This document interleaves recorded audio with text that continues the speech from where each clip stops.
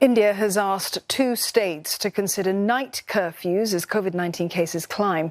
Infection numbers have been on the rise in Maharashtra and Kerala. Now, Kerala is driving the latest surge, accounting for the majority of those latest cases. Neha Punya with this report.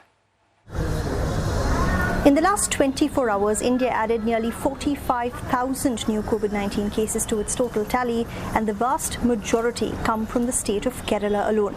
For a week now, the region has been reporting nearly 60% of all of India's COVID-19 cases. Experts have blamed the surge on Onam festivities, which concluded last weekend. We saw thousands of people gathering at local marketplaces and many visiting their family members to celebrate. The Indian government has now urged local officials to impose a night curfew in areas where there's a high caseload, and the regional government also says it plans to ramp up testing quite drastically. But experts are warning that what is happening in Kerala now could be the reality for India in the months ahead unless stricter norms are imposed. The country's annual festival season has officially begun. Between now and November, India will celebrate several regional festivals, including Diwali, and experts worry this could fuel India's third wave.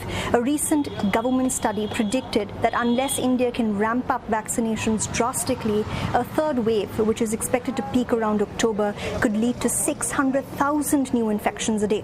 Compare this to the second wave, when the country was posting 400,000 cases daily, and back then hospitals were already entirely overwhelmed.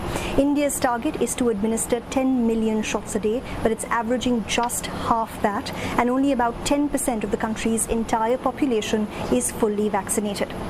Even as India prepares for the third wave, researchers are still trying to ascertain how many Indians actually died during the deadly second wave earlier this year. A study conducted by the Harvard Medical School and the University of California, Berkeley, has suggested that in the Indian state of Gujarat, 480% excess deaths were reported in the month of April alone.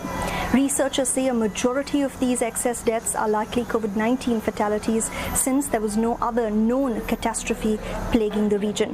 If true, this is the highest percentage increase in deaths recorded in a single month anywhere in the world. The Indian government has consistently denied undercounting and underreporting COVID-19 deaths, referring to any reports that claim otherwise as misleading. Earlier this year, there was another report that suggested that India may have undercounted its total COVID-19 deaths since the pandemic started by as much as 10 times. Neha Punya, CNA, New Delhi.